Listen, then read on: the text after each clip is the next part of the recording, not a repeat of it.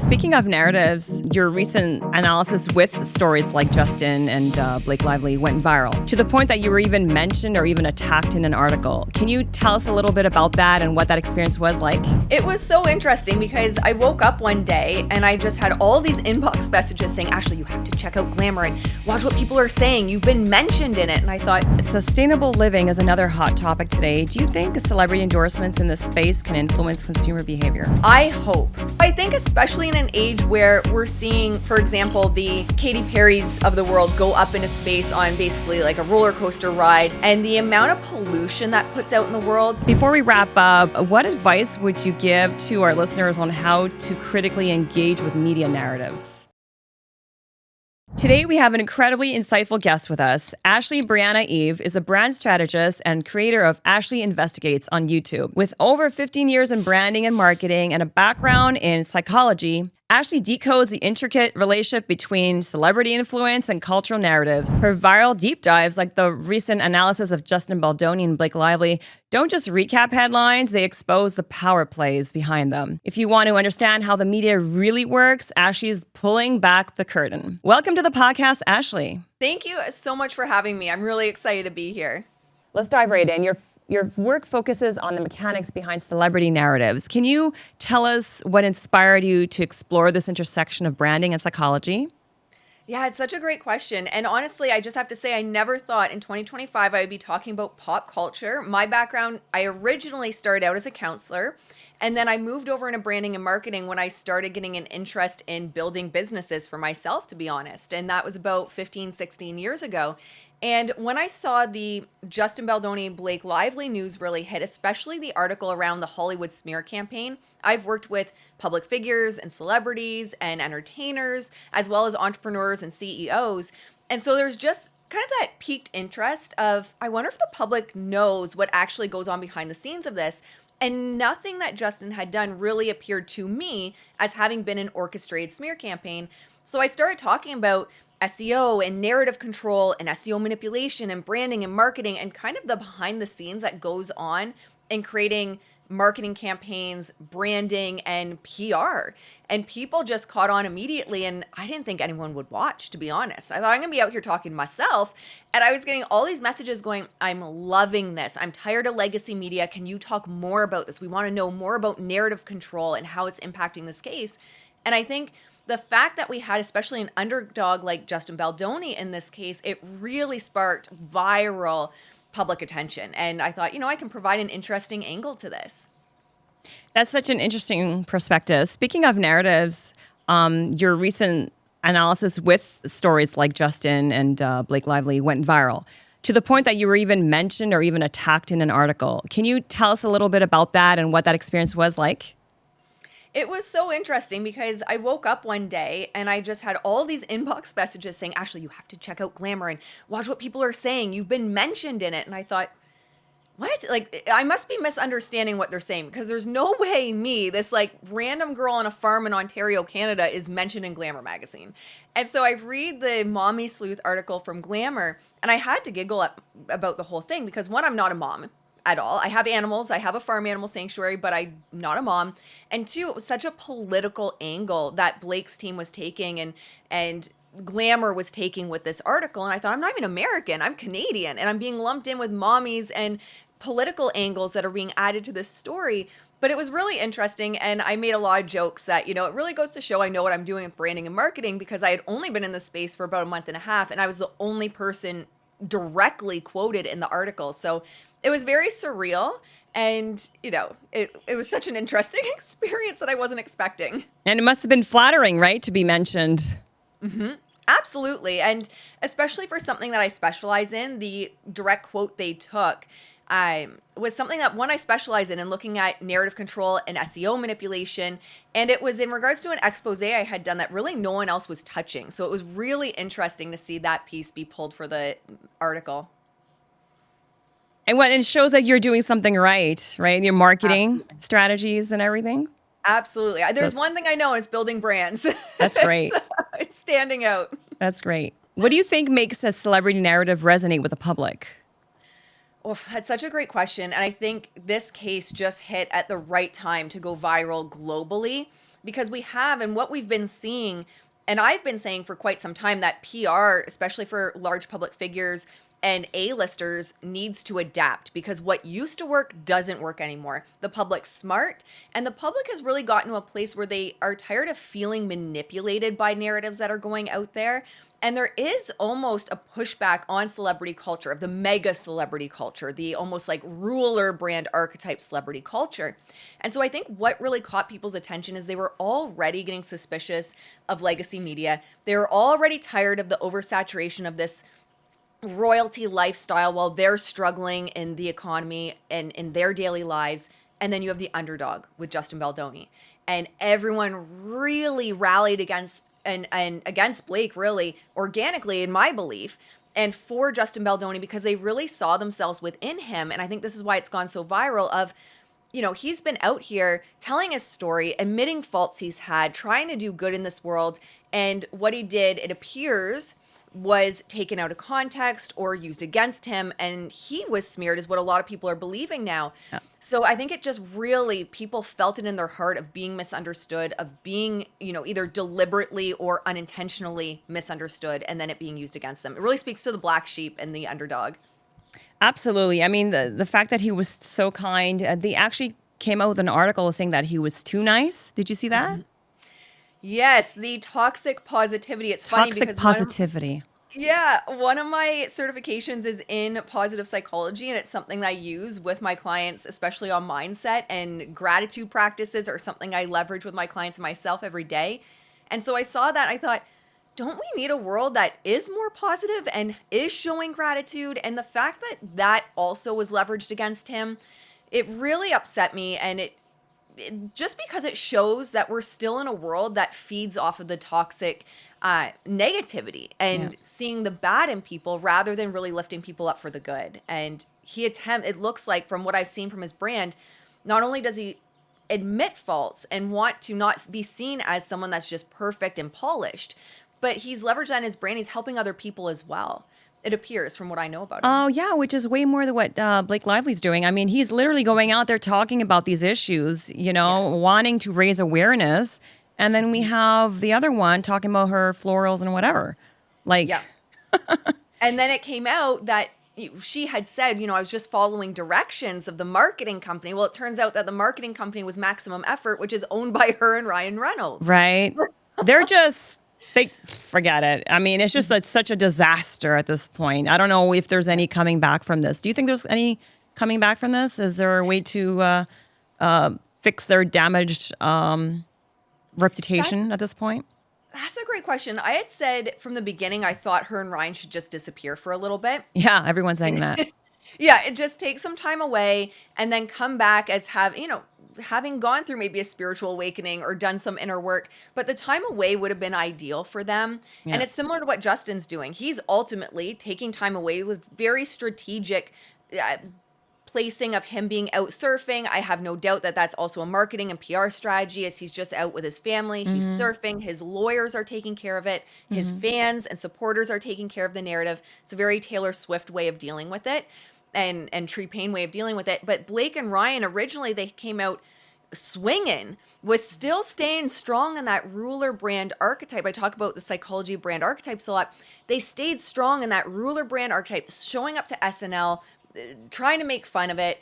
That didn't go well. So then they shifted and they started doing, Blake was shown in the donut shop, and then we're seeing Ryan a lot in Ontario, Canada. That's where Hollywood North is supposed to be taking place. He's been doing a lot of localized PR locally, of helping children, advocating for Grace, who passed away from cancer, and he wants to get an arena named after her. This is 10 years after she passed away.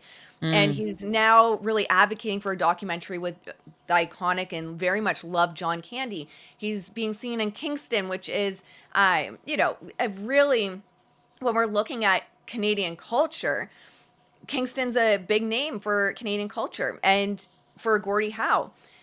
It's just very interesting how we went from, we're untouchable, we're the ruler brand archetypes, to we're very much like you. We're the everyday person. We're out at the donut shop. We're out advocating in the community.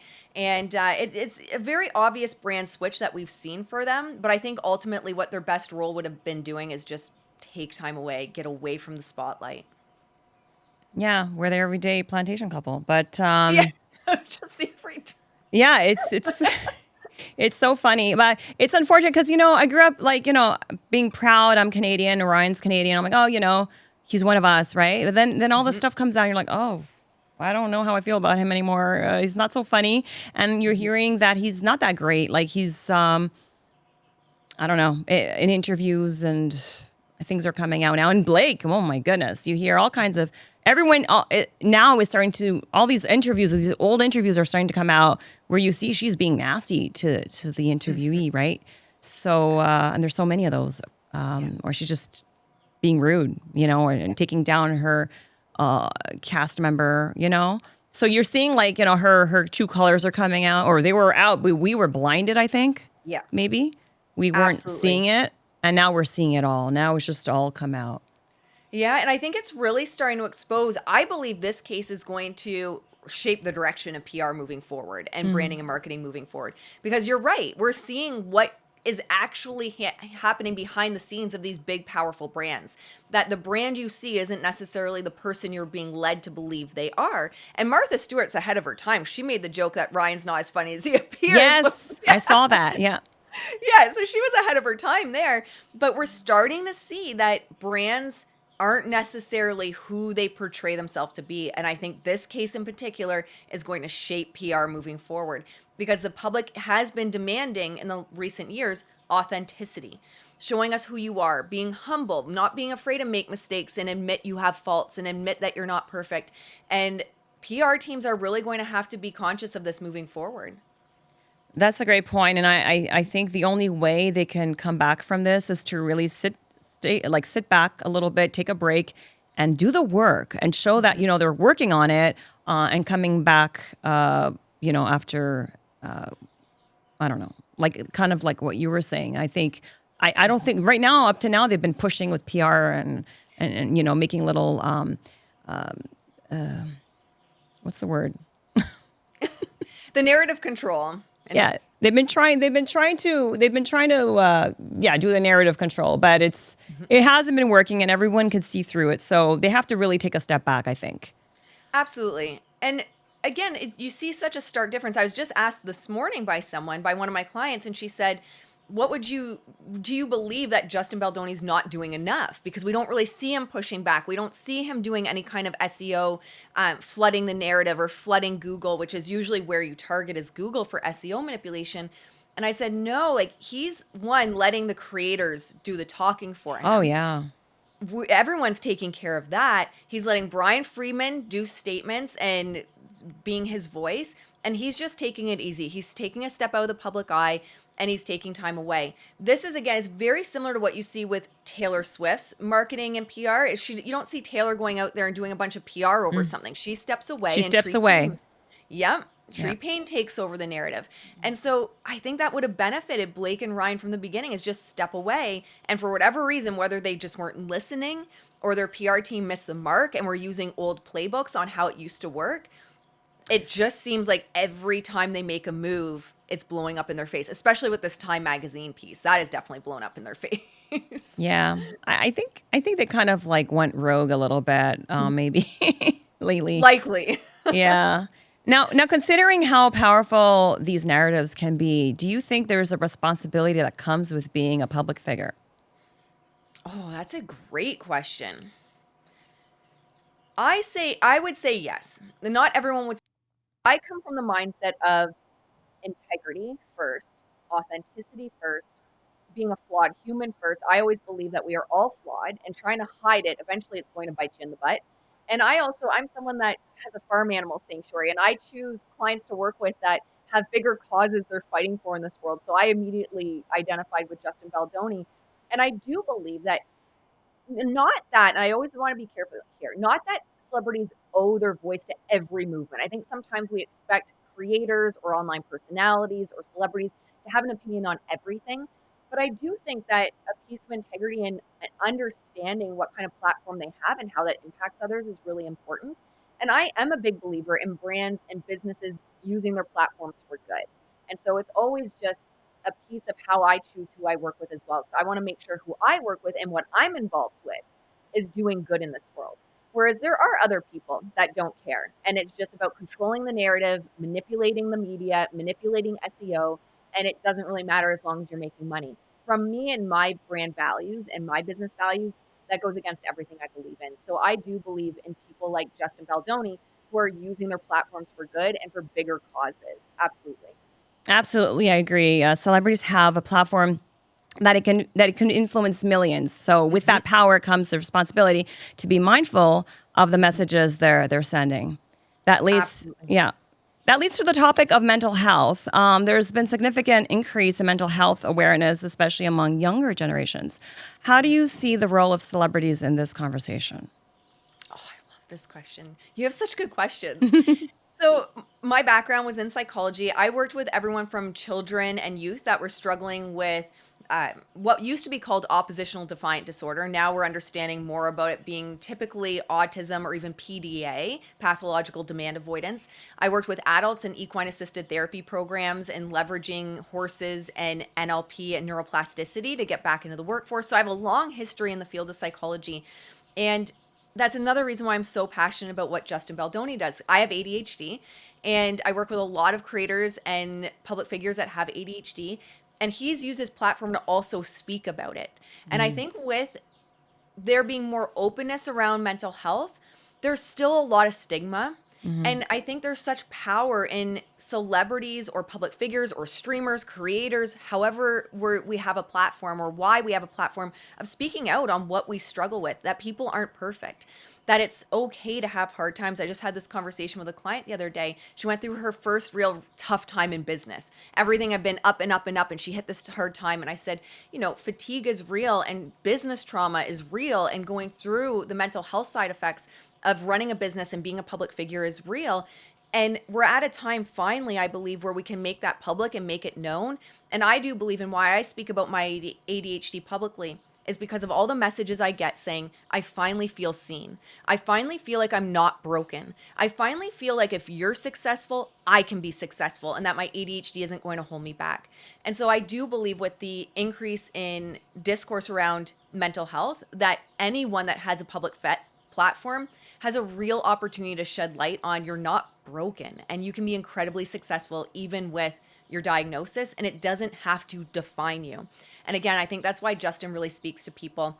I have so many people with ADHD message me going, this is why I love Justin, because he's not afraid to admit that he struggles with ADHD and he has interviews about it and you can see it come out sometimes. So I think, yeah, we're in an era where we have such an opportunity with social media to help people feel seen and really show our what we might have previously considered flaws Mhm. as strengths as well and how we can be successful. Absolutely, I agree with that. And I think with social media these days, there's definitely a lot more discussion about mental health. So I think that's wonderful. Yeah, and I think a big thing as well, this in terms of speaking about mental health, something I try to speak on with my YouTube channel as well, is the need to also take time away, the need to disconnect and have time away, either if you're a streamer covering stories or you're a coach and you're building your business on Instagram, you're a public figure. There are times where we need to take time away for our own mental health. Mhm. And I've always been honest about that as well as guys, I need to take a few days off and just step away from this, spend some time with my animals. And so there's just so many ways that we can really make people feel seen and feel okay in their own struggles. You're not meant to be perfect. Absolutely. I agree 100%. Now, switching gears a little bit, sustainable living is another hot topic today. Do you think celebrity endorsements in this space can influence consumer behavior? I hope. So I'm vegan. I have a farm animal sanctuary where we keep rescued animals. We have horses, we have goats, we have sheep. And my big dream is to have a 100-acre property so I can rescue more. And Love it. yeah, it's going to make me cry. It makes me so passionate. But I think we have to. I was going to ask you about your farm sanctuary next. I'm vegan too. I don't know if Oh, you know, but yeah, amazing. Yes, amazing. I love it. perfect. We can talk about that as well. Yeah, we'll talk about that too. Go ahead. Absolutely. So I think especially in an age where we're seeing, for example, the Katy Perry's of the world go up in a space on basically like a roller coaster ride, and the amount of pollution that puts out in the world, and the public is also demanding us to be more conscious of Yeah. the environment. I think we have, I believe and what my entire brand is built on is that we have a responsibility, not Yeah. just a role, but a responsibility to use our voices for good. And I've always said, a tagline I've had in my business for a long time is, good people can do great things in this world with more money. So what I see is a lot of people in the beginning get disheartened about some of the manipulation and narrative control that goes on in the business space, in the public figure space, in Google. And I say, fight for it.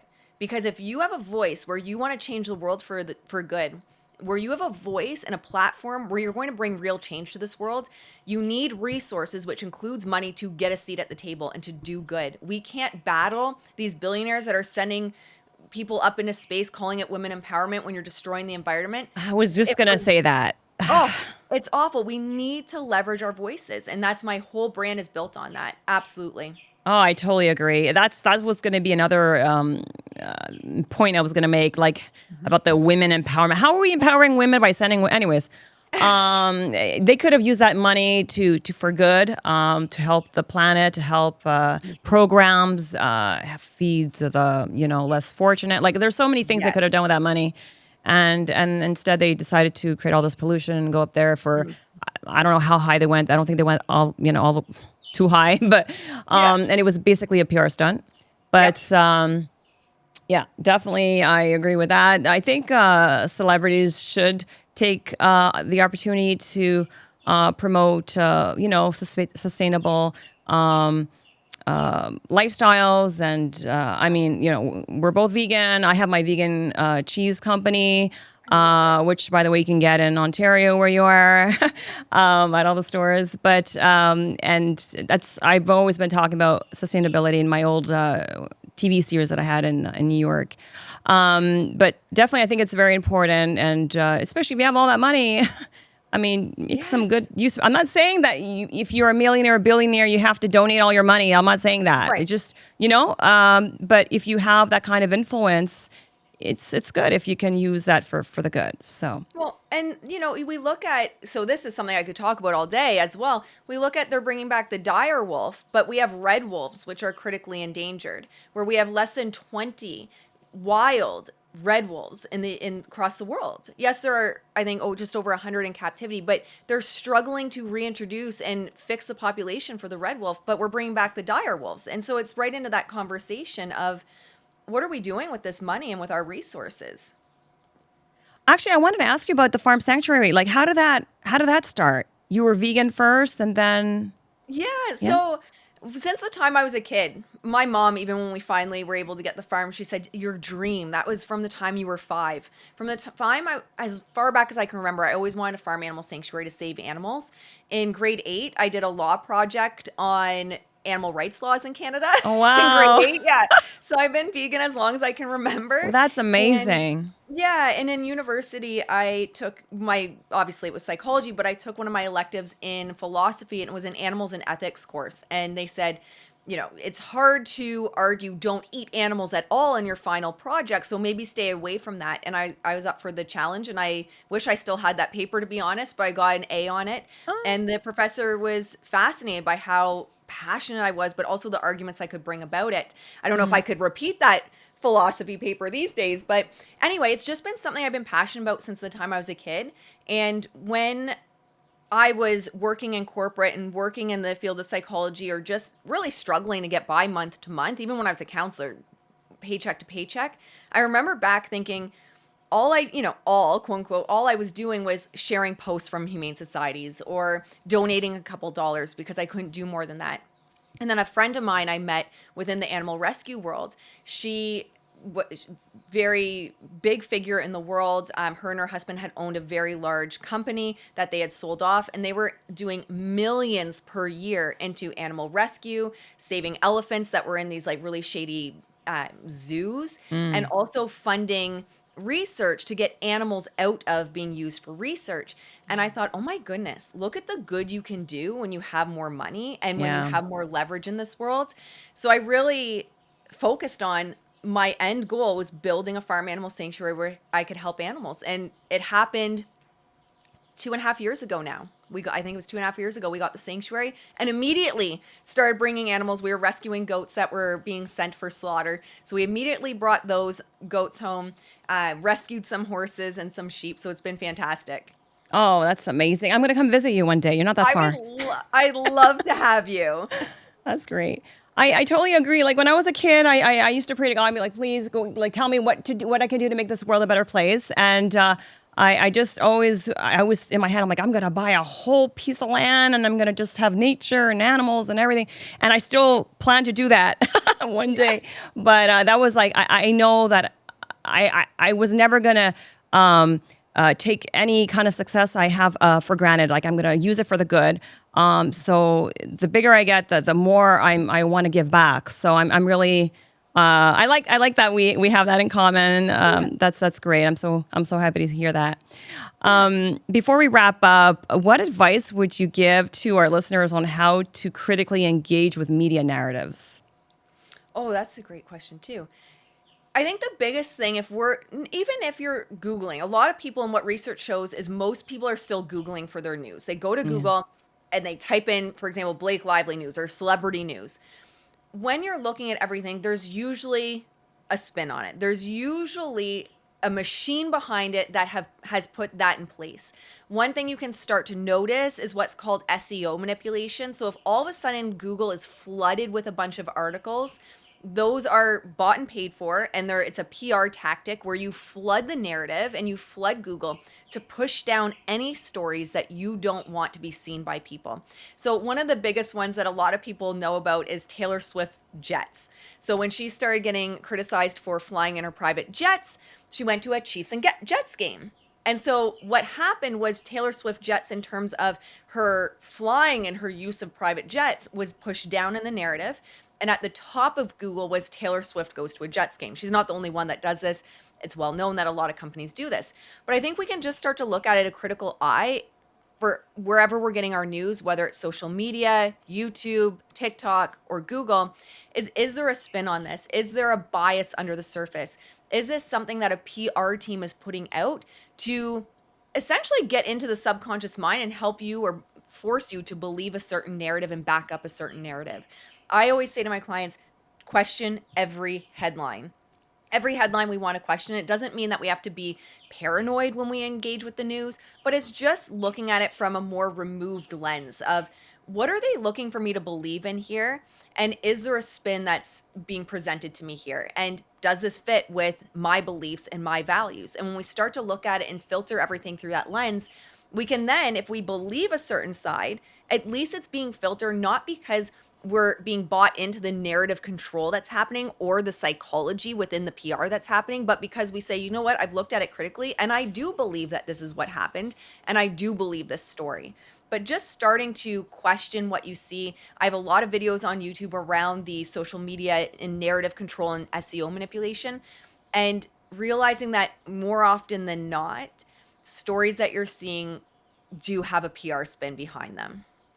Absolutely. Always question the source and the intent behind a narrative. Absolutely. And then you just put it against your own values and your own integrity. Does this fit with my values, who I am? And if you decide that, then one of the things I always say, I don't knock anyone for their perspective on something. It's just put it through that filter and then decide without having someone else decide for you, which is what happens a lot. And it always has, but it's just becoming more known for people it's the psychological piece of branding and marketing and PR where you think you're making independent decisions and you think you're making independent conclusions, but you're not at all. You're manipulated. Yep. Such valuable advice, Ashley. Thank you so much for sharing your insights with us today. It's been a pleasure having you on the show. It was such an honor. Thank you so much. Thank you. We'll talk soon. And to our listeners, thank you for tuning into this episode of Nafsika's View. Remember to engage critically with the content you consume and join us next week for more discussions that inspire and inform. Until then, take care.